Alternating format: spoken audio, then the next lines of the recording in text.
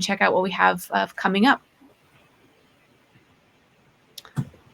And then so before I kick it off to our first speaker, Max, I just wanted to mention that so Jules and Srijith are going to help. All three of us are going to be moderating the chat and also going in and looking at the Q&A and answering questions. Each speaker is going to give their presentation for about 25 minutes or so, and then we'll have some time for live Q&A. So with that, I would love to pass it to Max. Take it away.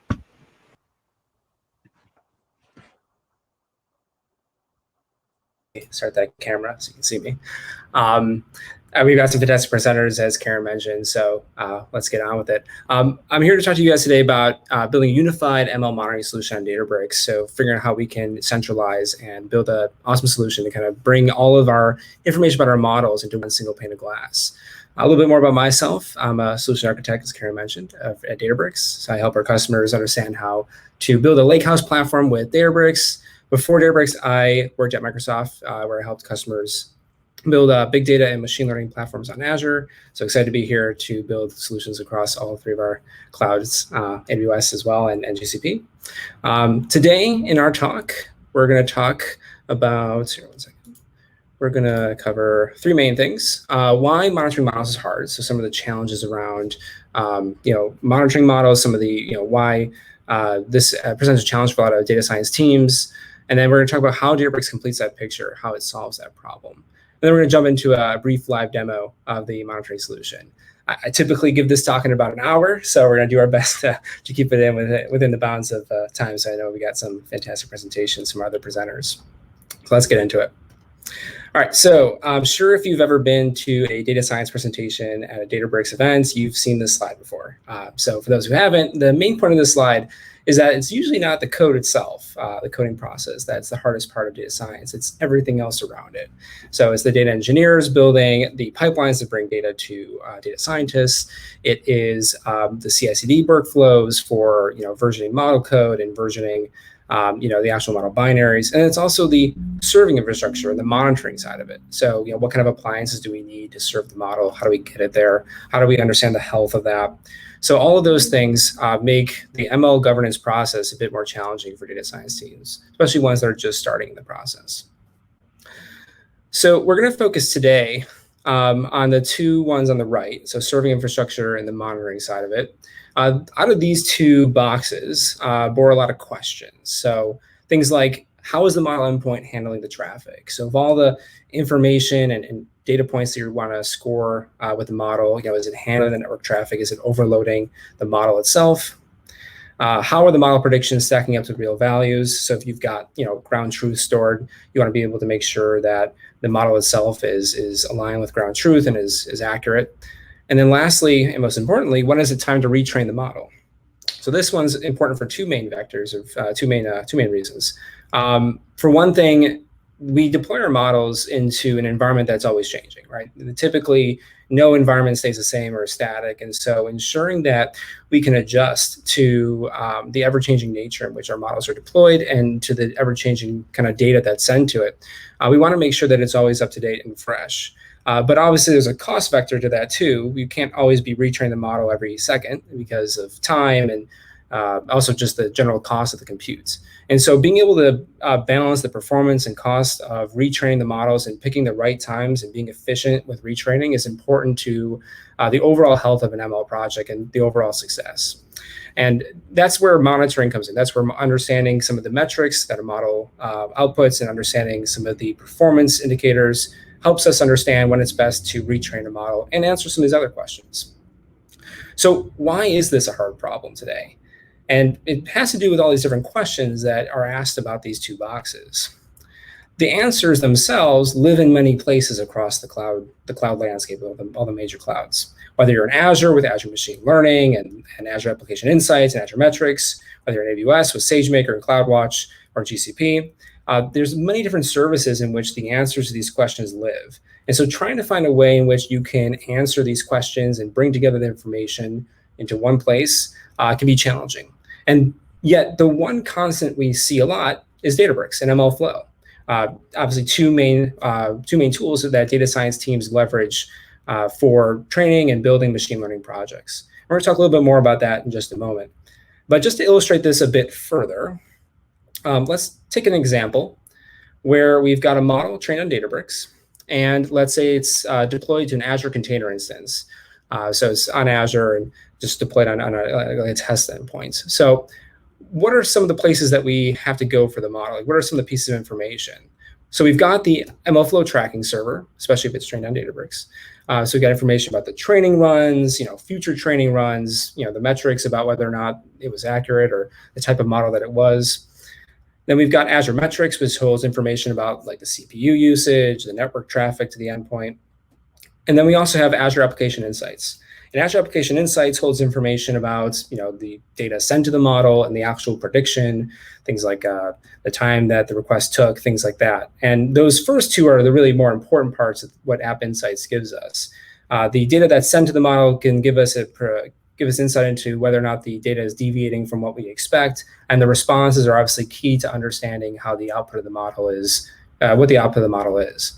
So all three of these are fantastic sources of information, but they're three separate things. They're three separate places that a data science team or data scientist has to go to. So the question becomes, how can we bring all this information together? And more broadly, how can we solve this problem across beyond just Azure? So that's where Databricks comes in. So Databricks is uniquely positioned to be a unifying source for all of these pieces of information due to the fact that it is multi-cloud. So with Databricks and MLflow, you've got two multi-cloud services that can help centralize all this information and bring together all these different logs and metrics and parameter information. And as you're ingesting all this data, as you're bringing in tons of information from all these different sources, you need to be able to govern that and manage that. And that's where Delta Lake comes in. So you got Delta Lake to bring in the data, organize the data, and govern that data. So now you're not dealing with a swamp of information that's coming into your data lake. And then lastly, as we heard yesterday in the keynote, if you were at Summit on Wednesday, we have Databricks SQL with baked-in visualization and monitoring tools for us to build rich kind of single pane of glass dashboards for us to go to one place and one place only for understanding everything we need to know about a model. Okay, so the solution that we're going to jump into today is we're going to start. I've already kind of done the first part of the model. The first part of the solution, just so we can kind of fit everything in time. So we have a model that's trained and deployed to an Azure container instance in Azure. And so we're going to draw some data from MLflow, from Azure Metrics and Application Insights. So we're going to start here, and then we're going to transform that data, refine it to like silver level data, and then do some gold level analysis, do some data drift analysis on that data. Then we're going to take all that data sitting in our data lake, and we're going to visualize that into a single pane of glass in Databricks SQL, and then use alerts, Databricks SQL alerts to trigger retraining pipelines. That way we can close the loop here and ensure we've got a new refreshed model in production. Okay, so let's see it in action. Okay, let me go into here. Okay, so just to give a little more context on the type of model that we're kind of using. So it's a scikit-learn model, and it's a simple random forest model that looks at sensor data. So we're looking at like 4 sensors, and we're trying to predict the 5th sensor. So nothing too crazy. And like I said before, it's deployed on an Azure container instance. And so here, we're going to first go in, and after we've configured it, we're going to go in here and extract data from MLflow. And so from MLflow, we have a connector now for MLflow experiments that makes it really easy for bringing data into a Spark data frame. So we're going to run that here and display that information. And it's just doing some, cleaning up of the data, pivoting of the data, and making sure that it's usable by our downstream queries. So here we get an example of the information that we pull from MLflow. And we get all of these data points by run, which is super important, especially as we're looking at models in production and maybe training new models. So we need to be able to understand and compare the different training runs that we have for our models. So all of these different metrics, if you're familiar with MLflow, these are tons of parameters and metrics that we're logging here. And what makes it easy to track these is actually one of our auto loggers. So this is a scikit-learn model. So the actual training script itself only needs one line to ensure that we record all these different metrics. So something that I believe Matei talked a little bit about earlier today, some of the auto loggers that we're improving upon and that we're expanding some of the usage around, it makes it super easy to just one line of code, log all these metrics, and forget about it. So we can bring all this data that the auto logger brings us about these experiments and pull it into a Delta Lake table here. So pull that into a bronze level table. Okay. So then another important piece of the puzzle is the infrastructure health. So the infrastructure metrics, this is where it becomes a bit more challenging because obviously to interact with the actual native APIs of the cloud provider. But it's actually pretty simple to initiate some of these API calls. And we made it a bit simpler. I built a Python wheel that maybe we can share out after the end of the call, maybe put the GitHub link in the chat. But here we're simplifying a lot of the kind of extraction points. We're basically just going to Azure AD, getting a token, and then passing it back to the API to pull the data in and then translate that data response to a Spark data frame. So we're pulling in the information here and grabbing some of that CPU usage and memory usage data. Okay. And we're going to take a look at that data here. All right, so now we've got the data in a kind of nice tabularized states. So here we've got the CPU usage, the memory usage, the network traffic.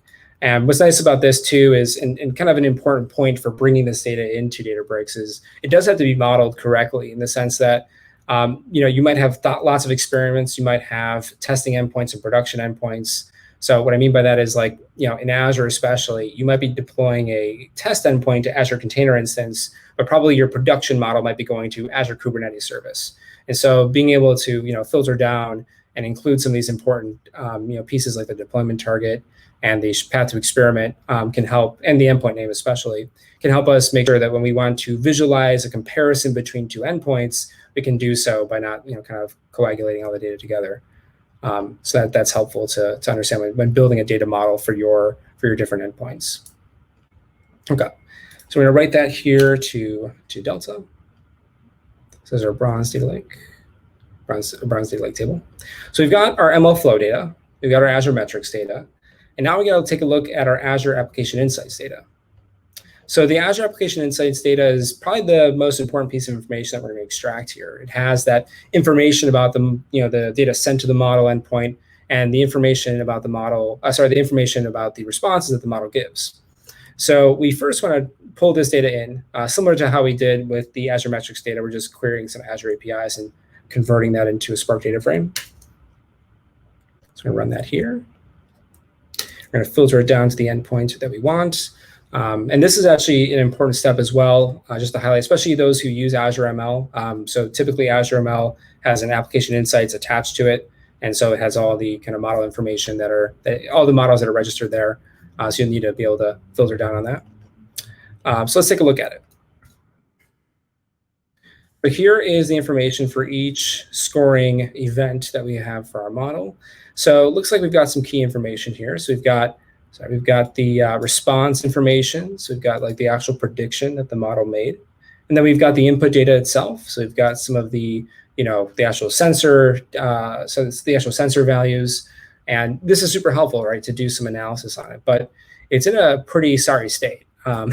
This is not an array with a float value. This is a literal string of the characters for an array, the brackets and the value itself.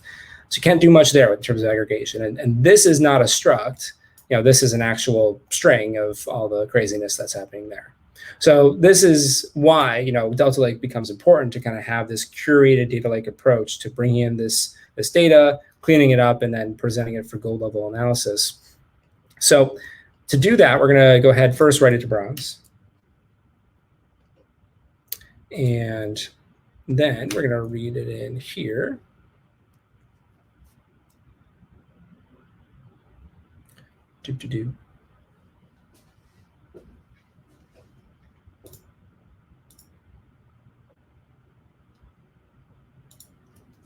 So I was pulling this data in from the data frame. Yeah, there we go. Awesome. Okay, so now that we see here the data that we see the data that so we're not only pulling in the bronze level table, then we're doing kind of a accumulation of the silver level transformation. So what I mean by that is this function that we're using here is just a wrapper around a lot of complex code. But if we take a look at the definition of it, so here, basically, we're just doing some regular expression cleanup of the data, just taking out some of those weird characters, and then also casting the data into the right types and ensuring that we have got the right data types for each of the pieces of information that we need to be able to query and understand. So now we've got the response in a float, and we've got the input into a map object, so that will make it a bit easier. Let's take a look here. So let's take a look. Yeah, so this is much better. So now we see actual float values, and we see that we can get to a map-like object. So that'll help us actually parse and look at the values for each sensor. So now that the data is actually in a pretty usable state, we can do some operations over it. The next step is to figure out, do some gold level analysis on the data. So do some data drift calculations. So a big component of understanding when to retrain your model is maybe when there is some data drift for doing some, for when there's data drift with the model endpoint. So like, for instance, as you establish your model, when you first train your model, right, you've got a sample of data. And that sample of data is indicative of the state in which that model is trained in. But obviously, like I said before, the environment in which you deploy your model changes all the time. It's dynamic, and the data itself might change. And so being able to understand how that changes over time is important to not only addressing data drift as just a metric, but also understanding, using it as a key way to figure out when to retrain a model. So here, we're just using a very poor man's implementation of Hellinger distance, and I'm sure there are some math majors on the call who can explain it a bit better than me. But from my basic understanding, it is comparing two distributions of data and understanding, using Euclidean distance to figure out the difference between those two distributions. So we first look at the training data set. So we got 4 sensors there. And then we've got the input data set. We got 4 sensors there. So we look at the training for sensor 1, and the trace data for sensor 1, and then sensor 2, sensor 3, sensor 4. We calculate the Hellinger distance for each one, and then we are going to output that to a Delta Lake table. And we're going to be basing this all off of the parsed data from the Silver Lake table, from the Silver table. Sorry. So we're going to run that here.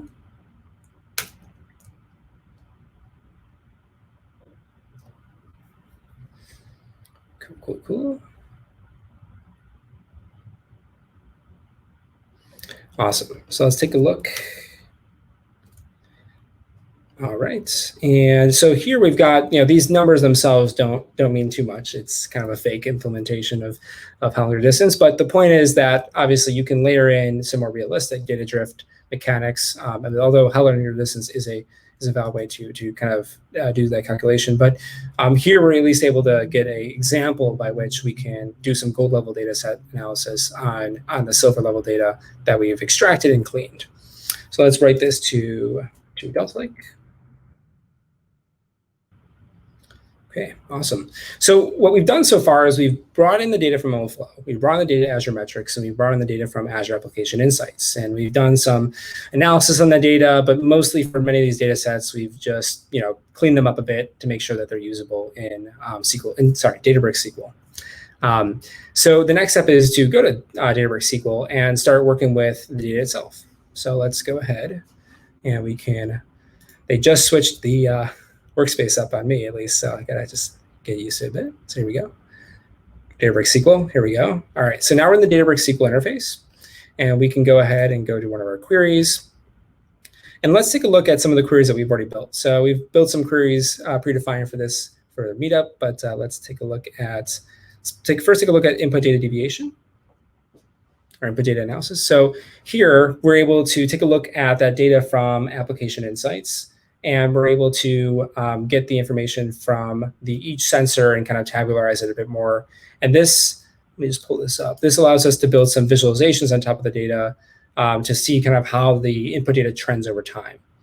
So now we can do some, let's just bring it down a bit so we can see exactly what we want to see. So let's just say we want to look at sensor 1, sensor 3, and sensor 4. So we can filter the data down and zoom in here. And great, now we can see some, visualizations of the trends for sensor 3 and sensor 4, which is great. And we're leveraging parameters here in this query, which makes it even easier for us to zoom in on particular sensors. So that's super helpful, at least for some initial analysis on the data. But obviously, it'd be better if we could see this along with everything else. Visualizations on top of the ML flow data, and visualizations on top of the Azure Metrics data as well. So from here, we're able to take the visualizations that we built and bring them to a dashboard. So let's go here. And in here's where we've got kind of our single pane of glass dashboard for all of our data. So first, we start out with our experimentation and testing data from ML Flow. So here we've got the different runs and different experiment types from our data. And we also mapped out some of the relationships with the number of trees that we use in our random forest and our squared. So it gives us an understanding of what that relationship looks like. And then and obviously those two can be maybe replaced with like Shapely plots and other things that you can do with ML Flow. Then here we've got some of the metrics around from Azure Metrics around the memory usage, the CPU usage, and the network traffic. And if anyone's ever used that service before, or Azure Metrics, these should look pretty similar to what you can get in the Azure portal, which is helpful to kind of keep that consistency, but also to bring that information in. So that's at least a good understanding of the experiments and the health of the infrastructure. In terms of what we can do for the actual application insights data, there's a lot. We can visualize a lot and kind of understand a lot more about the data that we get from the input data that's sent to the model and the responses that we get. So here, this is the visual that we built, so we can kind of recreate that look even for that particular visual. So it's going to run here. And just like that, we're right back where we were for that query. And then we also have a query here that we use to understand the number of anomalies. So when we look at the data coming to the model and we have maybe an idea of what sensor 1 should be or sensor 3 should be, we can maybe see if it's a standard deviation away or take 2 standard deviations away, and then count that and maybe check on the number of anomalies that we're seeing over time. So that's super helpful as well to check for those anomalies. And then lastly, we've got some visualizations around kind of the distribution for the actual sensor 5 prediction, equally important to understand the actual output of the model. And then some more information, more detailed information about the actual responses that we get from SQL Analytics, or sorry, from Application Insights. Lastly here, we've got our average data drift. So this was sourced from that table that we built around the dataset drift itself. So obviously, this is kind of an average of all 4 of them, but it's obviously indicating that there's some level of drift, not a lot in terms of reality, but for our sake, there's obviously drift here. But it'd be great, if we could take this information about data drift, and if we could take this information about some of the anomalies that we see here and take some actions, right? So we've got this single pane of glass, but obviously no one's looking at that all day. It's not like, people are, this is stuck on someone's screen and you're only going to be looking at this, for the entire time. So we want to have some interactivity here with Databricks SQL to allow us to maybe alert us when there's something to actually worry about. So we can go to alerts, and we can go to the alert that I built for this. So this alert is basically looking at that dataset drift query. So I can pull that up real quick. So here is this dataset drift query, and it's just simply looking at, so we can look at it here, it's just simply averaging it all together and then giving us an average dataset drift. So let's exit back out then. And when we look back at that alert, what it's looking for is, okay, when this average drift is above 0.5, trigger an alert. And right now, what it's basically going to go to when there's a trigger is Slack. So we've got a Slack destination here, and there's a couple different destinations that you can leverage for SQL Analytics, sorry, for Databricks SQL. I knew I was going to say it, Databricks SQL. And here we're just leveraging Slack. But so with this particular trigger, we're going to first show how, what happens when it goes to Slack, and then go from there. So let's trigger this particular query, or go here. So I've got this Slack channel. Let me just make sure it's all okay to work. So I'm going to refresh the query. All right, Greg Guinan is telling me that there is a issue with the model, and you're probably asking yourself, why did I name it Guinan and not Lieutenant Commander Data? But that is too on the nose, I thought. Anyways, no. So we're gonna go, we're gonna go directly to a dashboard here, and we're gonna come back to where we were. So we're able to see the metrics here. And let's say I was a data scientist that I was checking this particular dashboard. So great. I see that the data drift is not so great.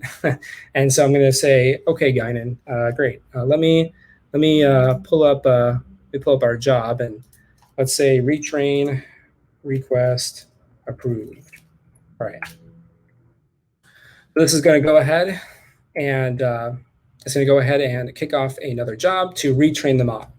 And so what this could end up being extended to do, right, is you could have this pipeline not just retrain the model like I'm having it do right now, but maybe also push it out to a test endpoint, divert traffic, and do some A/B testing. And then maybe have another loop where you've got a human coming in and gating that next decision on whether or not to deploy the next model.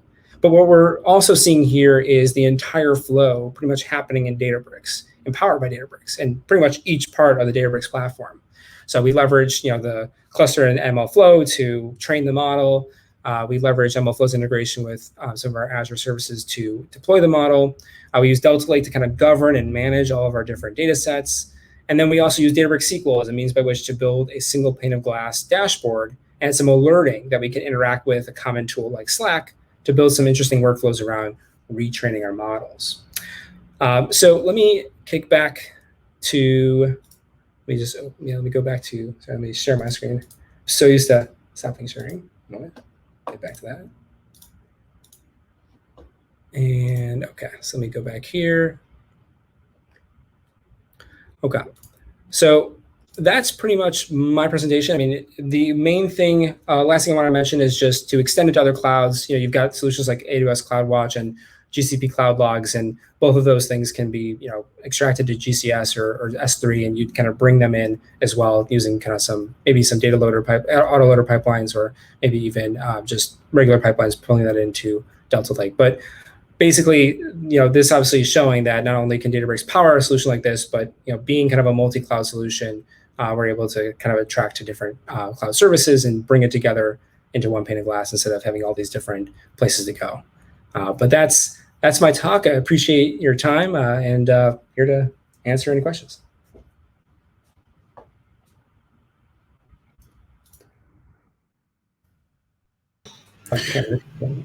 Okay, can you guys hear me? I was muted. I've unmuted myself. Okay. Thanks so much, Max. Thanks a lot, Max. That was a brilliant presentation. I mean, I love the dashboards, and monitoring is an important part of ML ops. And this end-to-end solution actually really gave you a good insight into how you can actually build all the different components which you announced today. We didn't even mention about the model registry. About the feature store and the auto ML and all that. But I can see that fitting into the grand scheme of things, which is really good.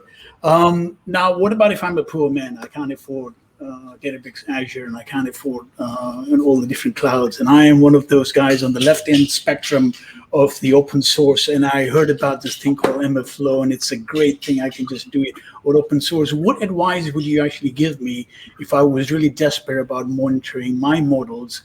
Not with the same the sophistication that you actually showed, but what were the first basic things that I would actually try to approach to monitor my model? Yeah, I mean, I think identifying some of the key things around what drives your model. So certain like Shapley plots and stuff give some information on like what drives decision making in your model. So at least can get you some visualizations around what's influencing decisions. And then ML Flow itself, if you're just running it as an open source product and hosting your own tracking server, that holds a lot of key information just by itself. It's about future training runs and about comparing different versions of a model and reproducing those. And then lastly, in terms of visualizing it all, obviously there's community solutions, but I tend to tend to like the data. I mean, I can see, I mean, it's a good point, because I think one thing you actually pointed out that caught my attention was that now the experiment is really like a Spark's data source, right? So I can actually use pandas, or I can use Spark to get the experiment, the data source, and then convert all the metrics that you have gathered over the period of all the experiments and convert this data frame into a pandas data frame, and then store them into Grafana or store them in Prometheus. And so I pretty much have my basic time series data, and then I can actually do the graphs. So it's not, it might not be as sophisticated as what you presented by using the SQL analytics and all that, but I can sort of build things around that. So I think that's what I would probably tell the open source guy. Let me see if there are any more questions. Srijith, do you have any questions that actually came to your mind? Yeah, I mean, I just had a quick question for Max. So I know you touched upon data drift. So how often do you see data drift or model drift in production? So, I mean, like, I think data drift it's interesting when we talk about those two terms. I heard one of my colleagues kind of mention, and I kind of maybe agree with her, like, is there really such a thing as model drift? Is it more just that everything is really more data drift? Because obviously models are these black boxes in a sense that, take data in and give something out. And it's really that input that's influencing that output. And so understanding data drift, which is, obviously the change of the distribution of your data over time, or the profile of your data over time, that's obviously super important. And when you think about it like that, data is always changing, especially in a situation in like, sensor model testing, right? Like, the sensors might be, the environmental conditions for the sensors might change, or even just for like, maybe like image processing scenarios in which you're monitoring like a factory floor and looking for like different types of anomalies in the supply chain process. The changing factory floors and the different things that they're adjusting. Obviously, those can present challenges as well. So I think data is always changing, and data drift is inevitable. So you gotta prepare for it. Yeah, it's a great point, and I know that there are probably a few people on the call here who probably want the explanation or definition for model drift versus data drift, and I think you touched upon that. It's a great point. And I think the last question before we move on, somebody mentioned, what is the most overlooked metric that people don't include in the monitoring data? That's a good question. Most overlooked piece of data. Could it be the inference time, or could it be the how long it actually took for the inference? I mean, that seemed to be an imperative. Some people don't. They think that as a mode of performance, but they don't realize that the time it actually took me to do the inference now has increasingly increased, and that could actually lead to many different things, right? Yeah, because either there was a data skew or something. Yeah, that's okay. why. Sorry. Yeah, I think also going back to Max's point earlier, the distribution of the data will always assume to be the same, right? What if the data distribution isn't stationary? What if that changes? It is that fundamental assumption we're making, and it's at the ground level. I'd say that's probably something people don't usually monitor because it's fairly easy to look at. Right. Okay, I think we have a couple of other questions, but in the interest of time, we'll move on. Karen, let's go to the next speaker.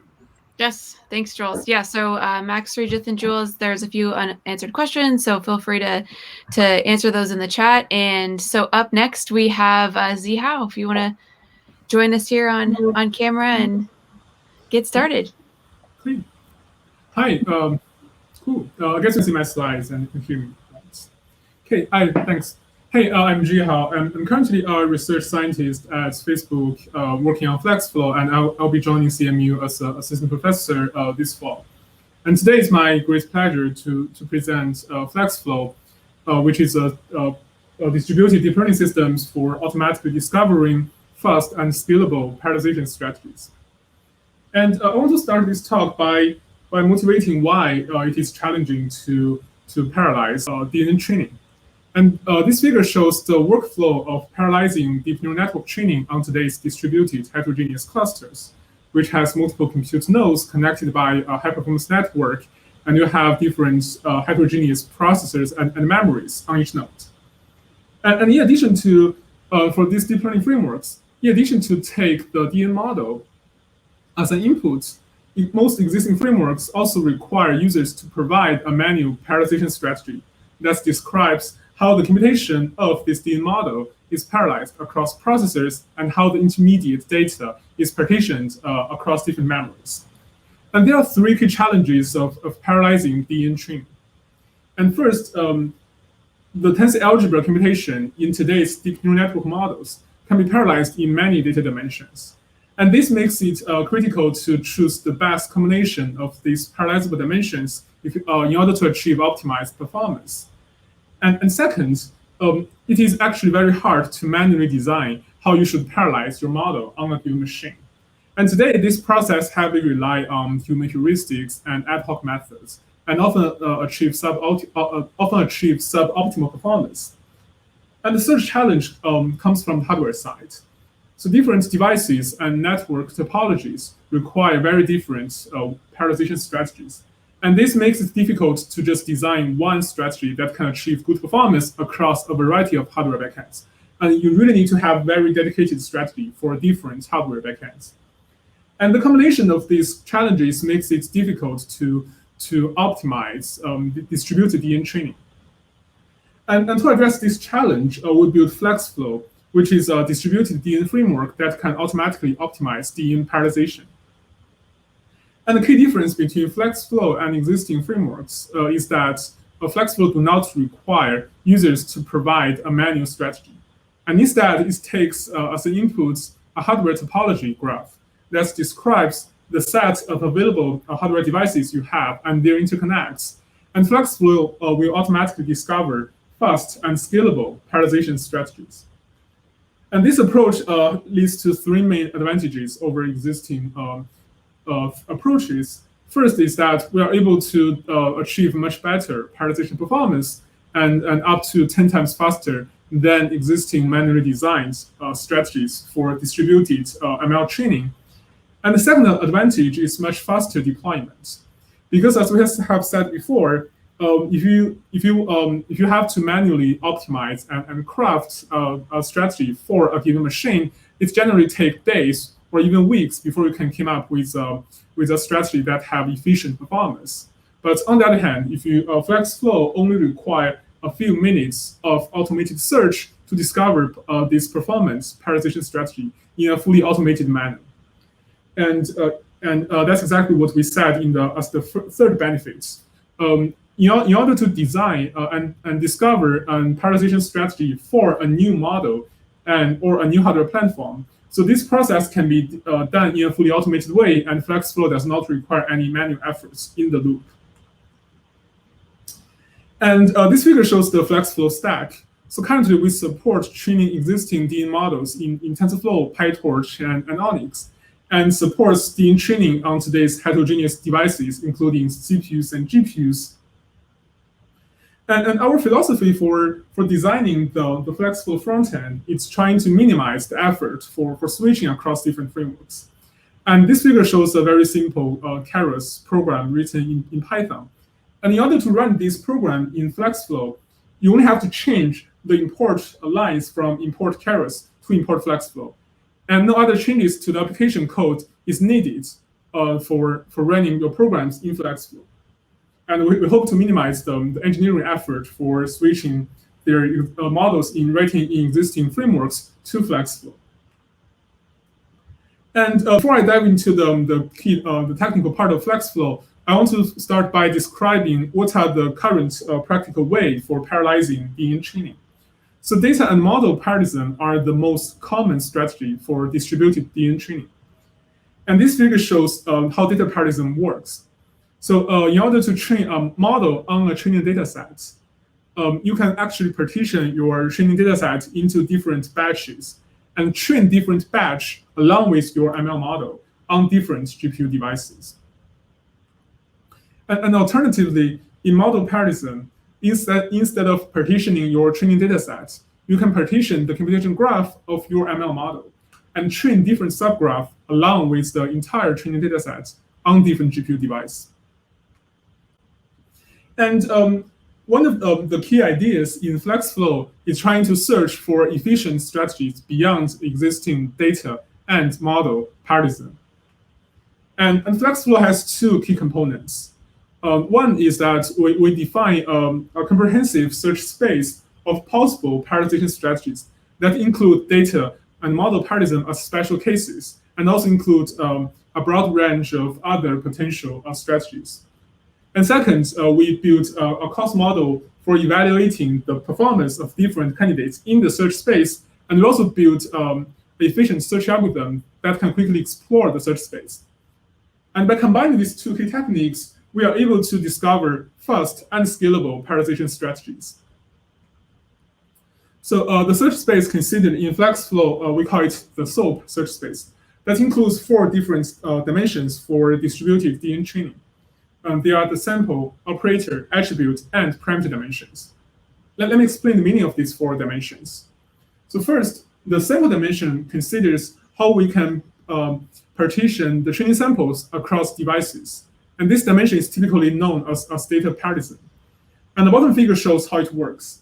So for a convolutional operator, because the computation can be parallelized in 3 different dimensions.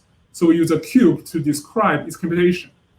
And by using the sample dimension, we end up assigning different training samples to different GPU devices. And the second dimension is the operator dimension, which considers partitioning your different ML operators across devices. And this dimension is also known as model paradigm in existing frameworks. And the idea is that we can, if we can find some independent operators that can be executed in parallel, we can actually assign the entire computation of different operators onto different devices. And the third attribute dimension considers partitioning model attributes within a training sample. And you can simply think of attributes as pixels. When we are training high-resolution image, we can partition the image into multiple sub-images and train different sub-image on different GPU devices. And we found that this dimension is actually critical for training graph neural networks, which is an emerging category of deep neural network. And the last dimension is called the parameter dimension that considers partitioning your model parameters within an operator. And so the benefit of this dimension is that because the parameters is partitioned in a disjoint way, so this can eliminate the cost of synchronizing parameters. And in addition to explore individual SOAP dimensions, we also consider this hybrid paradigm within the SOAP search space. And the right 2 figure shows 2 hybrid paradigm strategies that use combinations of SOAP dimensions. And in our design, it is also guaranteed that different strategy will perform the same computation. So you don't have to worry about your model accuracy loss when using different strategies in the SOAP search space. Okay, to provide a more concrete visualization example, the top figure shows data paradigm for Google's Inception model. So each box shows the computation for one operator, and we have a horizontal parameter dimension and a vertical sample dimension. And different color means we assign the corresponding computation to different GPU devices. And in the top data paradigm, we always end up assigning the different samples to different GPU devices. And the bottom figure shows one possible prioritization strategy among many others in the SOAP search space, and it is 1.2 times faster than the conventional data paradigm. And in the bottom strategy, we are able to use data paradigm for some layers, switch to model paradigm for some other layers, use hybrid paradigm for intermediate layers, and also use different degree of paradigm for different operators. So all these dimensions and combinations are considered in the SOAP search space. And SOAP defines a comprehensive space of possible strategies, but it is challenging to discover efficient ones in the search space. Because first, SOAP contains billions or even more possible strategies. So it is infeasible to enumerate all strategies in the search space. And the second challenge is that evaluating one strategy directly on the hardware is very slow, because that requires setting up and measuring executions on thousands or up to on hundreds or up to thousands of GPU devices. And FlexFlow uses 2 key techniques to address these 2 challenges. The first is MCMC search, Markov chain Monte Carlo search algorithm. And we use that to effectively explore the SOAP search space.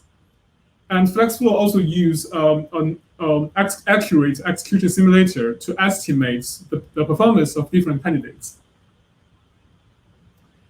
And as an overview of FlexFlow, in order to train a model in FlexFlow, we require two inputs. One is a computation graph that describes your computation, and the computation graph can be directly imported from existing TensorFlow, PyTorch, Keras, or Onyx programs. And the second input to FlexFlow is a hardware topology graph that tells us the set of available GPU devices you have for training and their interconnects, such as whether GPUs have NVLinks or not, and how different nodes are connected. And by taking these two inputs, the MCMC search algorithm will iteratively generate some potential strategies to parallelize your training on the hardware topology graph. And instead of measuring the performance of the candidates on the actual hardware, we use an execution simulator to simulate the performance and return the simulated behavior of the model, of the strategy, back to the search algorithm. And this will be used as feedback for generating future candidates. And once this search procedure is completed, we can just send the best discovered strategy to the distributed runtime. And FlexFlow will parallelize training using this best discovered strategy. And our execution simulator is designed based on two important observations on existing ML computations. So the first is that the performance of most ML models and operators is highly predictable and reliable. So you don't have to really run, you don't have to really measure their performance over and over again. You can just measure them once, and that is a very reliable estimation of the operator's performance. And the second observation is that most ML models although they can have hundreds or thousands of operators, but most of the operators are the same, and each model only has a very small number of distinct operators. And based on these two key observations, the execution simulator will just measure each distinct operator and their communication bandwidth once, and can use these measurements to simulate a different strategy. And this results in very fast simulation and give us a highly accurate execution simulator. Okay, and we have compared FlexFlow with existing strategies, including data parallelism and also the ones that are carefully designed by domain experts. And this figure shows their training performance comparison on Google's neural machine translation model. And the takeaway of this figure is that FlexFlow is able to automatically discover scalable and faster strategies compared to the one that's manually designed by domain experts. Okay, and FlexFlow is currently used at Facebook to train a deep learning recommendation model, which is a core production model for ad recommendation. And but this model is non-trivial to train in a distributed way, since it involves a mixture of compute and communication-intensive workloads. And this figure shows a simplified version of the model, and each box actually indicates a sub-neural network. And as a result, if we directly train DRM using data or model map parallelism, we won't be able to scale to many number of GPUs. But on the other hand, by using FlexFlow, we are able to automatically discovering more efficient and scalable parallelization strategies and improve the training throughput by up to 10 times compared to data and model parallelism. And as another example, FlexFlow is also used at Los Alamos National Lab for training ECP Candle, which is a deep learning model for precision medicine. And the takeaway of this figure is that compared to data parallelism that won't be able to scale beyond a single compute node, FlexFlow can scale to 768 GPUs and reduces the training time by 15 times. Okay, FlexFlow 2.0. And I would like to share, so we are currently working on building the next version of FlexFlow, and I would like to share why the motivation behind this shift. And so after we have designed and implemented the initial version of FlexFlow, we revisited our design and thought if there are any parallel dimensions beyond SOAP. And the answer is unfortunately yes. There are actually parallel dimensions we didn't consider when we first designed the SOAP search space. And some of the parallel dimensions are actually proposed after we have finished the first implementation of FlexFlow. So one example is this pipeline parallelism that exploits parallel opportunities across training iterations, while these SOAP dimensions considers optimizing parallelization within a single iteration. And so second example, there are also some model and operator-specific parallelism that you won't be able to consider them until you really see these models. And one example is that in Transformer, you have the opportunity to parallelize the computation of different attention heads on different GPU devices. But this opportunity is very specific to the Transformer architecture. So one question is, how can we combine the SOAP dimensions with these new parallel opportunities? And our answer is FlexFlow 2.0, which is a unified representation and runtime for distributed DN training. And what do I mean by a unified representation? And the key idea behind FlexFlow 2.0 is to represent existing parallelization strategies and optimizations as graph transformations. And this figure shows how we can represent different parallel dimension or parallel optimizations for batched matrix multiplications as different graph transformations. The middle three shows the SOAP dimensions, and the rest two are dimensions beyond that we didn't consider in the original SOAP dimensions. And the nice thing is that in our new representation, both categories can be now represented in a unified framework. And this unified framework gives us two main advantages. First is that because all parallelization strategies used in existing frameworks can be represented as simply program transformations. This allows us to explore a much larger search space compared to any previous work. And by exploring this much larger search space, we are able to outperform existing approaches by up to 3.6 times. And second is that we are able to jointly optimize the DN graph structure and parallelization. So instead of just purely focusing on optimizing parallelization. And this joint optimization gives us another 1.4 times speed up compared to the previous approaches that optimize the two separately. And as an example, this figure shows how we can optimize the parallelization of the attention layers in Transformer. And because both parallelization and graph level optimizations are represented as graph transformations, and by applying a sequence of graph transformations, the final strategy is 1.2 times faster than previous approaches. Okay, and so for the FlexFlow stack, by using FlexFlow as a foundation, we have also built several domain-specific systems for optimizing new categories of deep learning applications beyond conventional deep neural networks. So examples include graph neural networks, mixture of experts, and sparse neural networks. And these new systems leverage the domain-specific knowledge of these new different categories of deep learning applications to design corresponding optimizations. And in this talk, I will use a graph neural network as an example to demonstrate how FlexFlow can enable more accurate, scalable, and performance graph neural network training and inference. So, some background on graph neural network. Graph neural network, the main idea of graph neural network is applying neural network techniques on graph structure data, such as social networks, knowledge graphs, etc. But training graph neural networks on GPUs is very challenging. And unlike conventional neural network architectures that has small and regular intermediate data and achieve good efficiency on modern accelerators. So graph neural network training involves large and very highly irregular intermediate data, and which causes both efficiency and scalability challenges if we run this computation on GPU devices.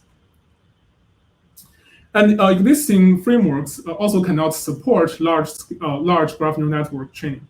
And this is because most frameworks use data parallelism for GNN training, which processes each training samples, which will be a graph in the graph neural network setting on a single device. And as a result, by using data parallelism, we are not able to support large graphs that are beyond the capacity of a single GPU memory.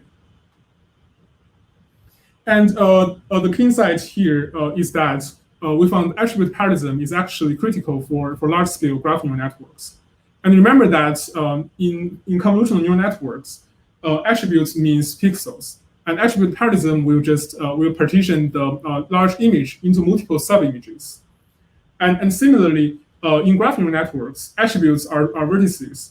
And attribute parallelism means we can partition a large input graph into more different subgraphs and train different subgraphs on different GPU devices. And we found that attribute parallelism actually provides a unique opportunity for graph neural network because existing real-world graphs have billions or even more attributes. So this provides a massively parallel opportunity. And compared to data parallelism across different samples, attribute parallelism discovers additional parallelization within a single large sample. And FlexFlow, by using FlexFlow, we can automatically synchronize attributes shared among different GPU devices to guarantee correctness of training using attribute parallelism.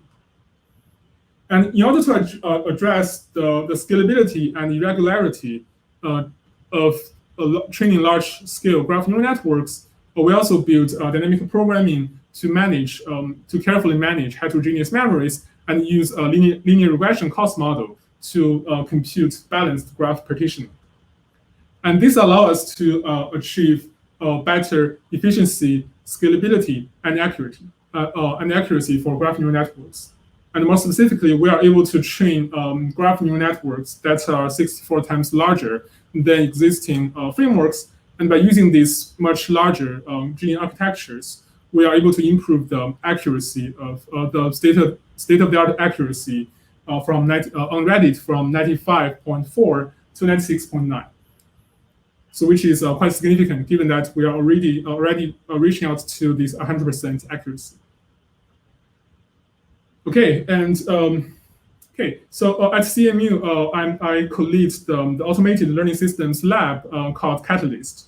And the goal of our research lab is to design automated approaches to build efficient and scalable ML systems.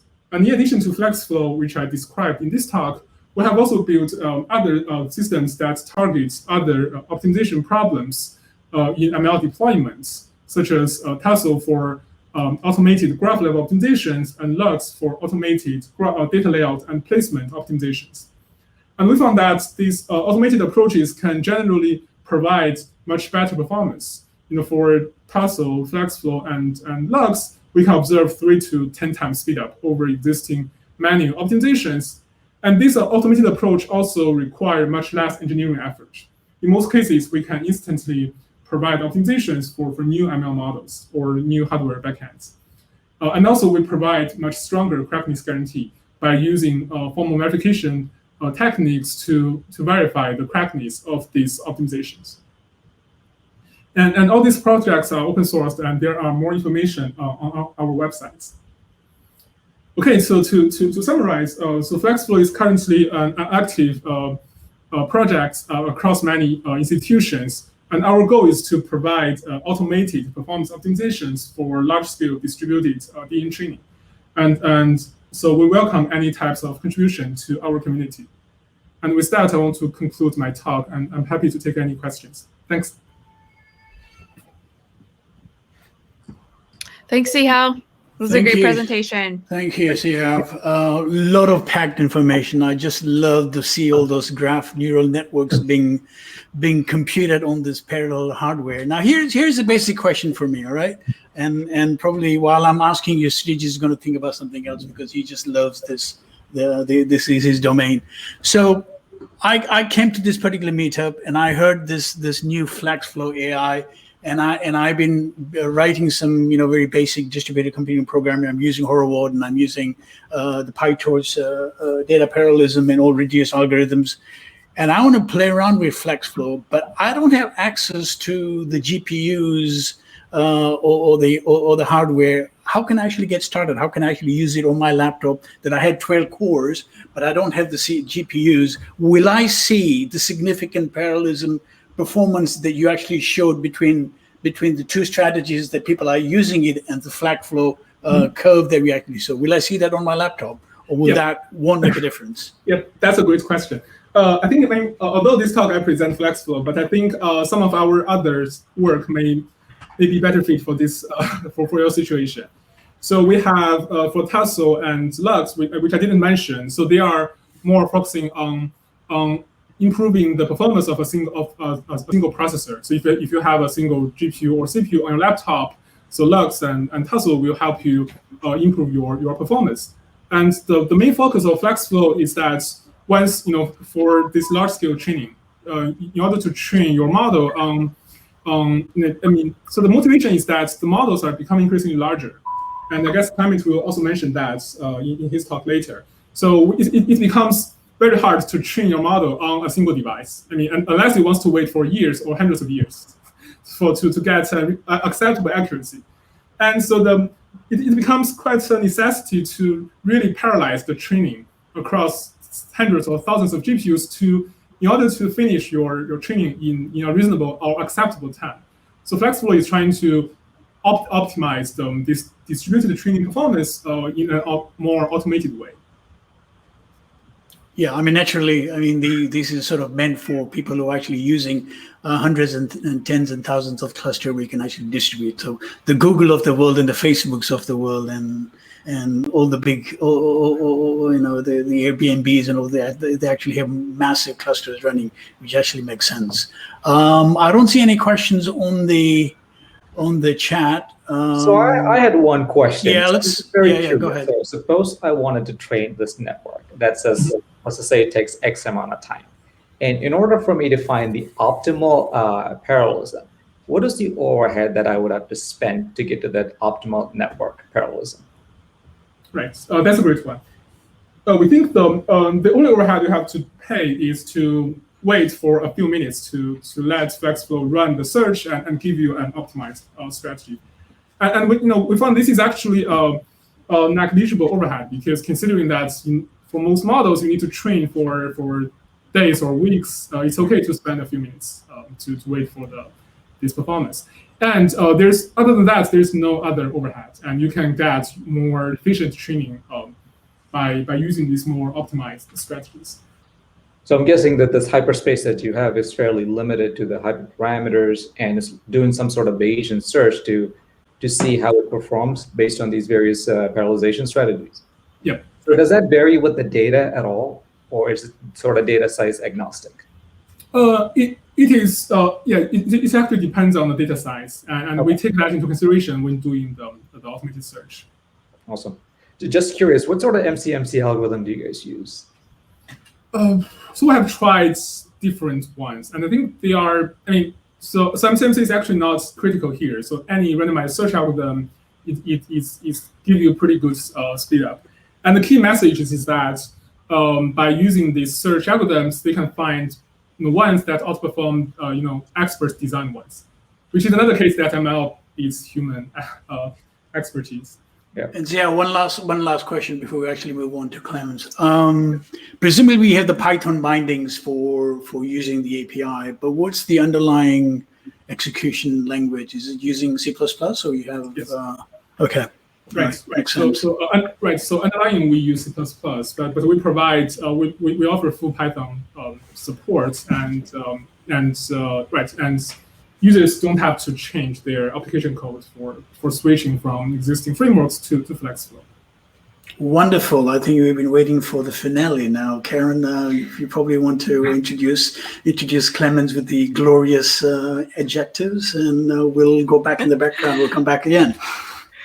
All right. Well, thank you so much, Srijith. That was a great presentation, and you're already up on screen, which is perfect. So, Clem, CEO at Hugging Face, take it away.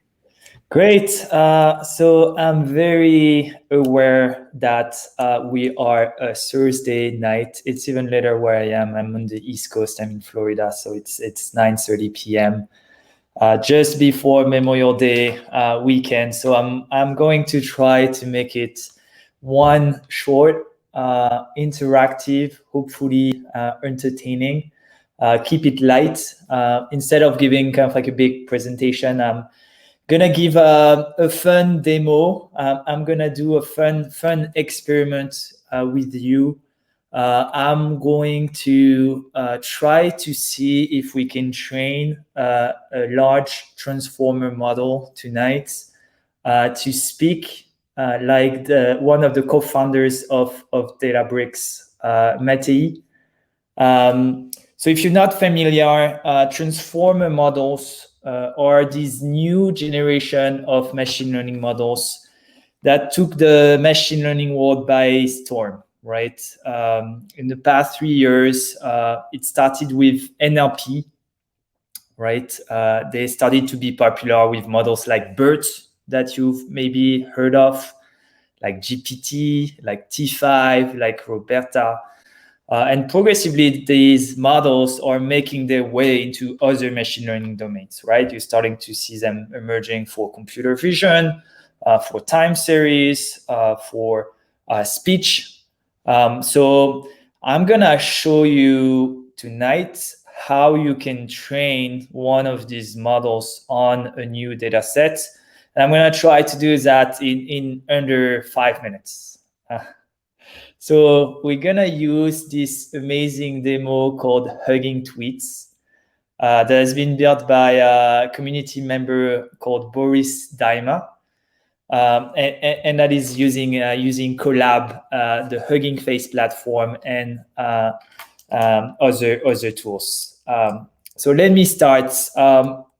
Let me know if you all seeing my screen well. So to start the demo, we're gonna run here first. All right.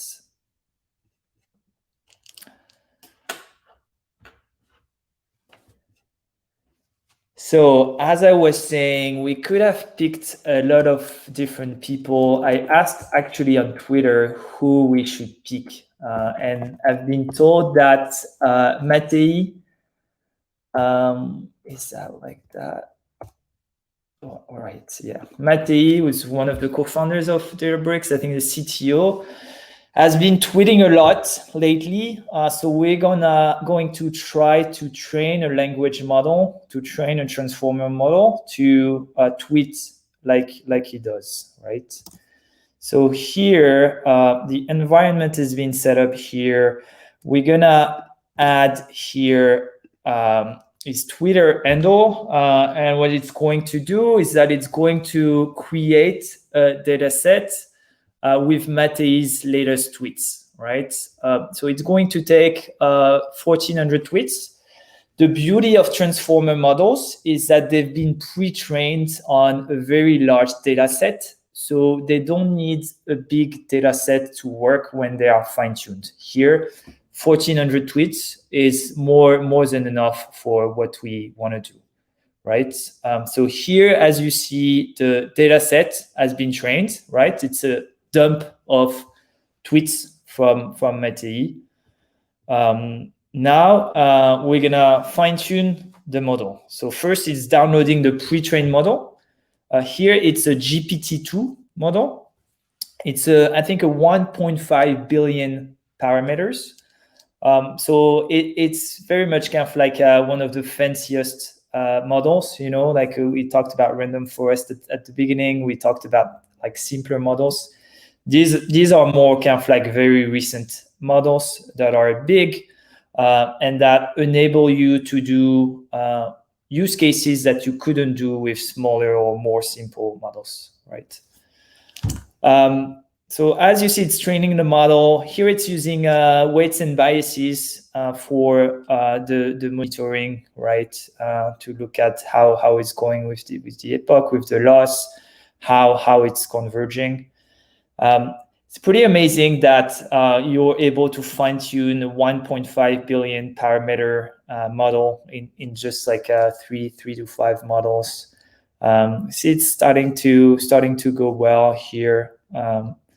We're gonna wait a bit more for it to be to be done.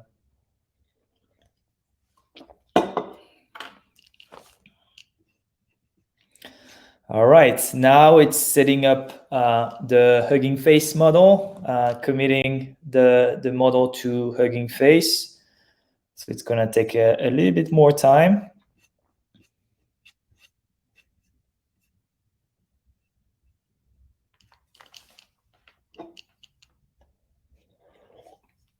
All right, here we are. It's been trained.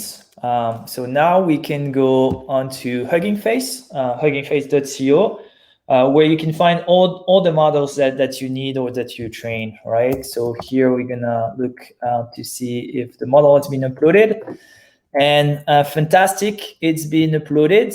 So you see it created the bot for Matei. Explained a little bit how it's been done, where is the training data. And we'll be able right away, hopefully, to be able to test this model. So now that the model has been uploaded, it's going to load on the Hugging Face platform. And thanks to the Hugging Face inference API, we should be able to test this model. Let me just put it back up. All right, here it is. Let's see if now it works.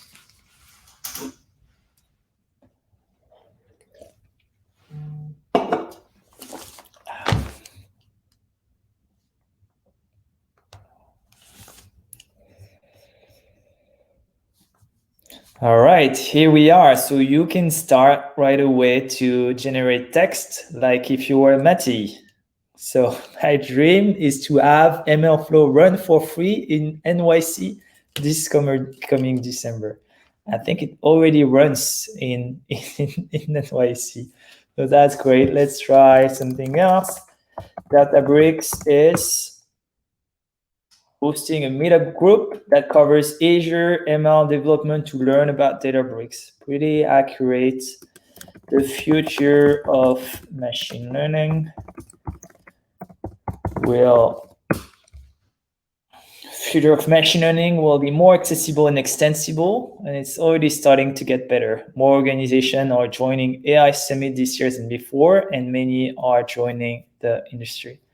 Pretty accurate. You can see that it took a lot of the speaking style, tweeting style, and a lot of the topics that I'm sure Matei has been tweeting about. Now, the beauty of the Hugging Face platform is that you can use, play, and test this model, but there are also thousands of other pre-trained models that you can play with and use in your features or in your workflows. There are over almost 10,000 models have been shared openly by the community for a ton of different tasks, machine learning tasks, right? So maybe I can show you a couple of them for fun.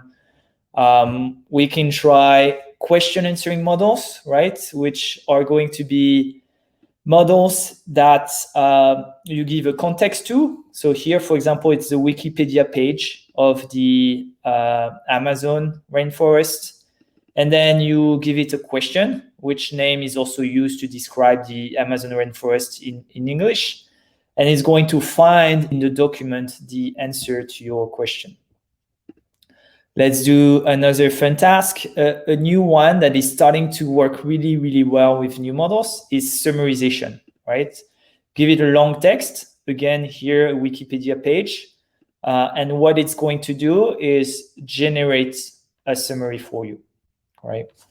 And what's really cool with the Model Hub is that not only you can test the models, but after, if you want to leverage these models for your workflow or for your products, you can use them through our open source transformers, which is the leading machine learning open source today, with over 5,000 companies that have been using it, almost 1,000 contributors.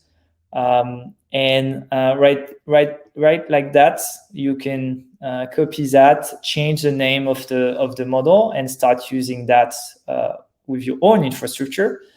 If you want to go even faster and don't bother with architecture, you can use our own infrastructure and use our inference API. Or you can also use SageMaker, for example, to fine-tune a new model, or very soon to run the inference of your model.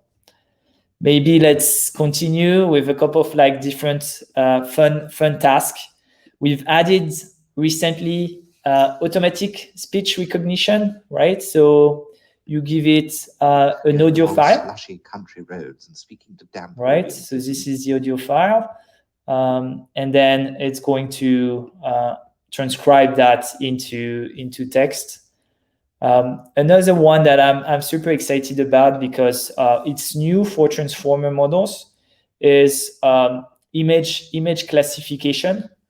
So for example, we'll use this one from Google, and we'll use, for example, this background, and it's able really quickly to give you a classification for this image, right? So these are just a couple of fun examples that you can leverage in your workflows or in your products today. On the Hugging Face platform, in addition to models, you can find almost 1,000 data sets also that you can use. What we started offering, especially for larger companies at Hugging Face, is what we call an expert acceleration program, meaning that we help you leverage this new generation of machine learning models, and we advise you on what kind of model to use, when to use them, how to use them, how to optimize inference or training, for example. In addition, we are offering a private version of the platform for you to use it in your teams, and also a way for you to do training even in an easier way than before with AutoNLP. So I think that's it for me. I think the main thing for me was to show how easy it is to use now transformer models, the new generation of models in production for a ton of different use cases. So I think now we have no excuse. So after this call, feel free to go on huggingface.co, try these models, assess them, and see if they can if they can be helpful for your use case. And now I'm happy to answer any question that you guys might have.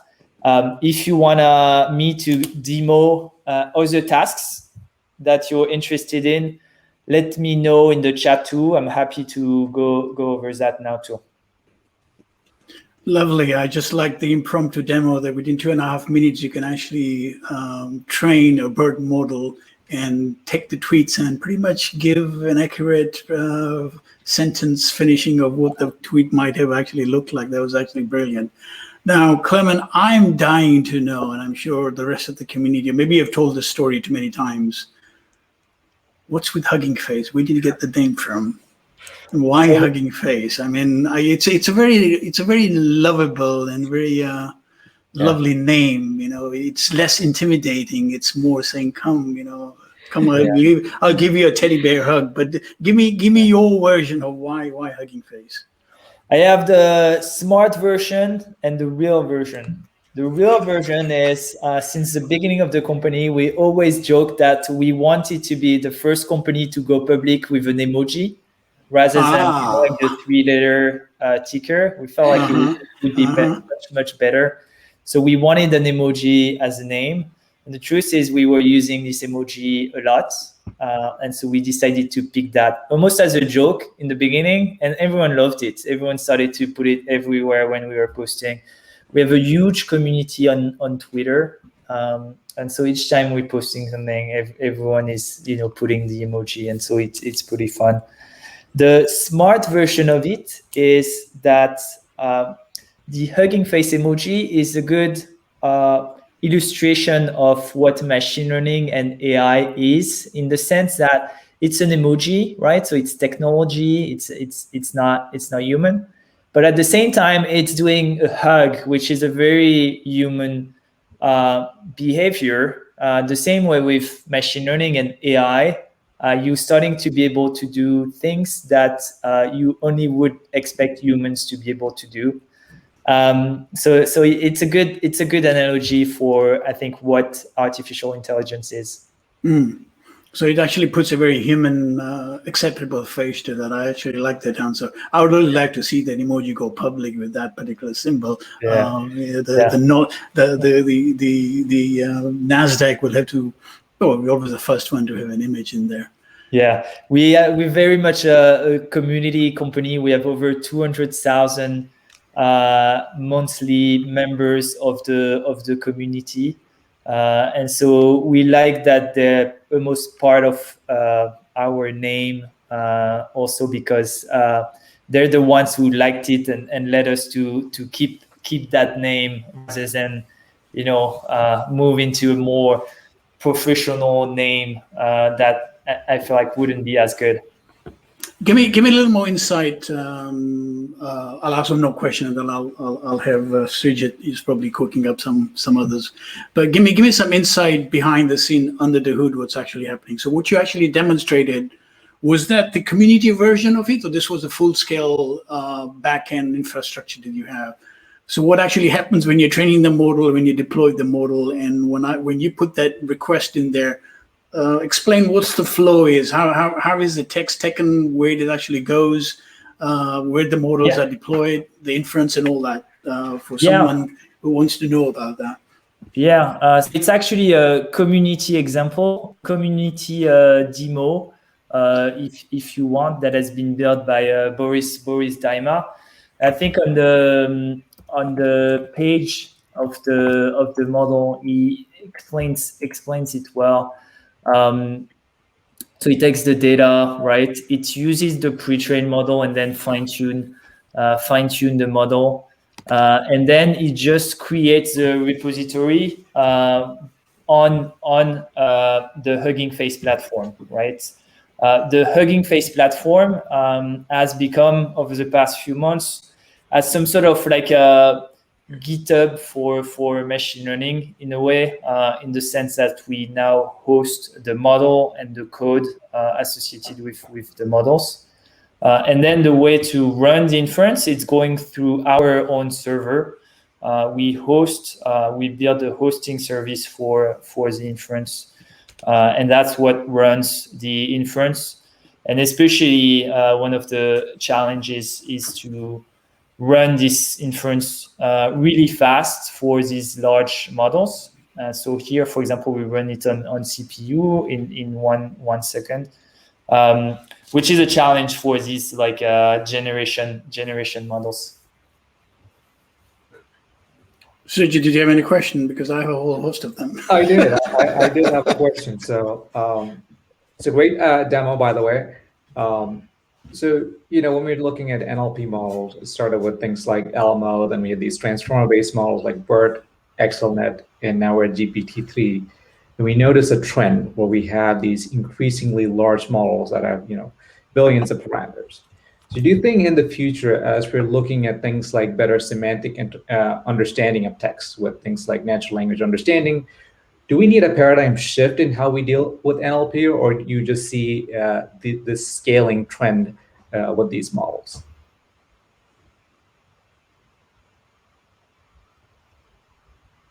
I think Clement's got just frozen. Oh, there you go. He's back. Yeah, I think I froze my. I think I'm back. I think you can already at companies solve so many use cases with the current paradigm, right? That's what we're saying. We have over 5,000 companies that are using Hugging Face today in production to solve like use cases like text classification, right? You have a bunch of text. How do you classify that? Information extraction. You have a bunch of text. How do you extract entities? Text generation, right? Like you want to do autocomplete. Semantic search, like Bing is like a big user of ours. So I think you can already solve so many challenges with the current paradigm of transformers. And I think it's going to get better. It's going to get bigger. But also we're gonna get smarter at training these larger models, right? And the talk just before me was a good illustration of that. And we're gonna get better at running these very large models with low latency production at scale. Because there are a lot of like different products that are coming up that are making it easy. So yeah, I think that's what's gonna happen. And I think if you look at what's the next step and what I'm excited about is really for these transformer models to be applied to every single machine learning modalities.